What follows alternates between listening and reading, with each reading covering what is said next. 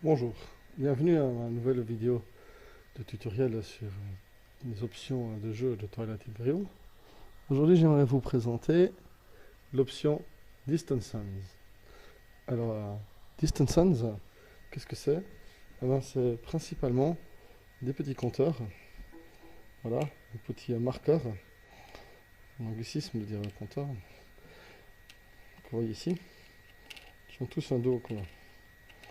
En fait, au début de la partie, on va sélectionner, on va les mélanger tous et mettre sur chacune des planètes un de ces compteurs au hasard. Voilà. Je suis en train de mélanger les miens. Je vais placer ce marqueur. Je ne sais pas ce qu'il y a dessous. Ce sera la surprise pour moi aussi. Voilà. J'ai pris ici un exemple des, Nalou en jaune. Et qu'est-ce que ces compteurs rajoutent? Alors, ces compteurs interviennent quand on débarque sur les planètes pour en prendre le contrôle. Donc, par exemple, si le joueur Nalou à son tour active le système, il vient par exemple avec un transporteur avec quelques troupes à bord, et ben comme ça il peut choisir de débarquer sur les planètes. Et quand il débarque, on va retourner ce compteur et regardez, il y a un petit tableau dans les règles qui vous indique ce que ça fait. Par exemple ici,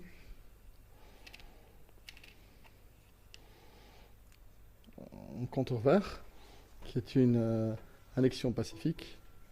C'est un cas plutôt bien, il ne se passe rien de mal, parce qu'il y a des compteurs qui peuvent faire que quelque chose se passe mal. Ou ici, ce sont des locaux qui sont hostiles. Et ça va déclencher une bataille.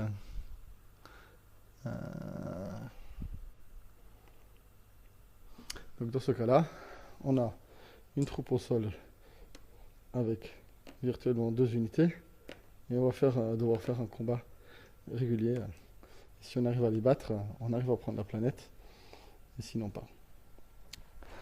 Alors vous me dites, oui mais tout ça c'est que du hasard. Oui, tout ça c'est que du hasard, mais le jeu permet encore 2 options.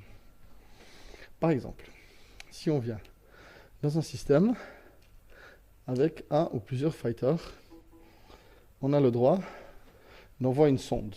Ils appellent ça probing dans les règles.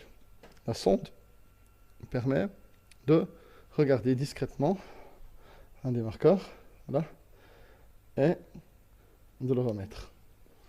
On n'a pas le droit de débarquer sur la planète où on a fait la sonde ce tour-ci. Donc en fait, il faut qu'on vienne à un tour plus tard. Mais rien ne vous empêche de débarquer sur l'autre planète. Ici, nous avons découvert un trou de verre qui va se rajouter au système et qui fonctionne comme les autres trous de verre du jeu. Il y a un trou de verre A et un trou de verre B. La dernière option, c'est si on a amené dans le système un Dreadnought ou un Warson, on a le droit de raser une planète.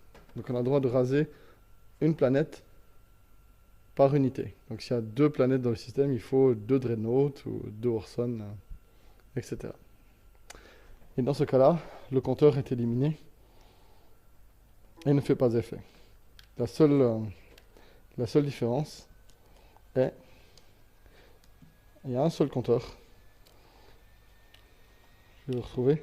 Voilà, j'en ai mis un.